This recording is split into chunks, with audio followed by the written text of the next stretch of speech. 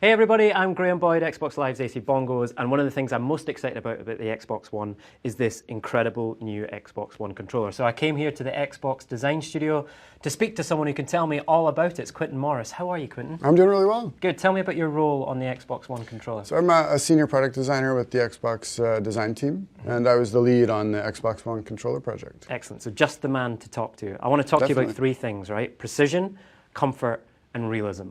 Core gamers know there's a lot of different ways you hold the controller. You know, as a first-person shooter guy, I'm really about how fast can I pull this trigger? You know, how fast can I hit this bumper to active reload? Having those experiences, you understand kind of what's important to a core gamer and what's really going to influence their gameplay. This sits in the hand better, right? There's some changes here that then give you a better range of motion, right? Which is going to improve your gameplay. First off, the battery now exists inside the body of the controller, which was technologically a very difficult thing to do.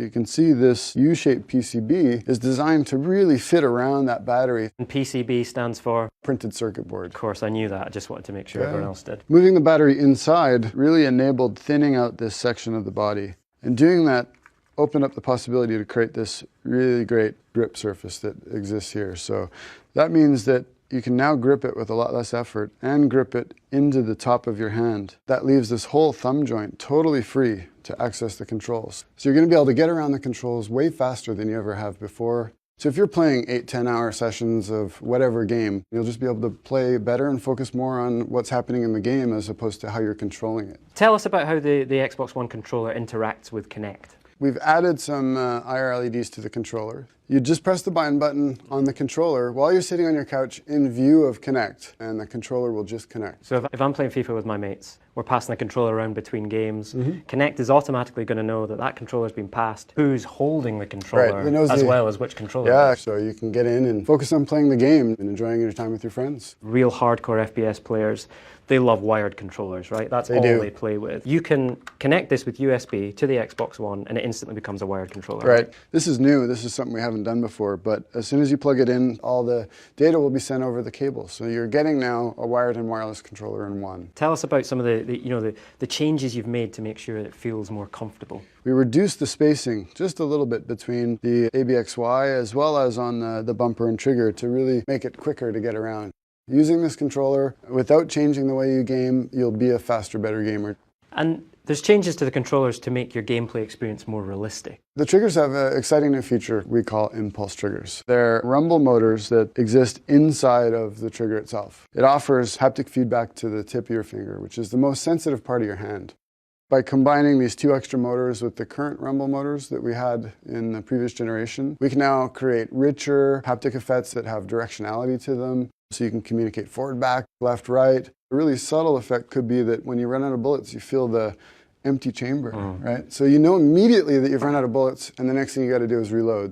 So another big one is the magnetic trigger sensor. We've eliminated all the mechanical parts that used to be in the old controller and replaced it with a mechanical digital sensor. So it means that it's twice as sensitive as it ever was before. So in Forza, when you're trying to feather the gas, you'll have that much more control over that gas pedal.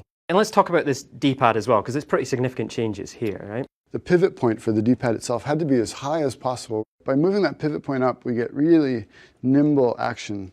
We've combined that nimble action with a new type of switch under the D-pad itself. It's got really crisp feedback, so you know immediately once you've pressed it. All right, let's talk about the thumbsticks as well, right? Something that when you're playing games, you're connected to the whole time. The thumbsticks, we made them slightly smaller in diameter. By making them smaller, your thumb's closer to the center. We've maintained the ridge that was so characteristic of the Xbox 360 controller, which is a great feature for pulling back, and added texture to the outside so that when you're pushing, you can get really good grip.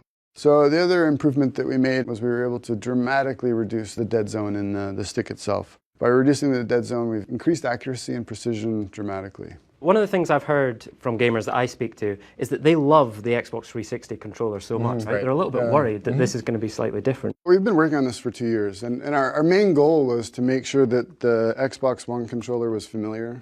And we talk about the 40 improvements, and most of those are fairly small things. When you pick it up, it doesn't feel like a totally different controller. It feels like a better controller. Our design team is 30 people, and that includes human factors, ergonomists. Everybody plays games. All the people we recruited for all the studies are either just regular gamers or, competitive gamers or people that have just been playing games for decades. I mean, this was designed for gamers by gamers. Great. Well, Quentin, thank you so much for your time. Yeah. I think we've talked about it enough though, right? I want to get my hands on this controller and actually play some games. Yeah, let's do it.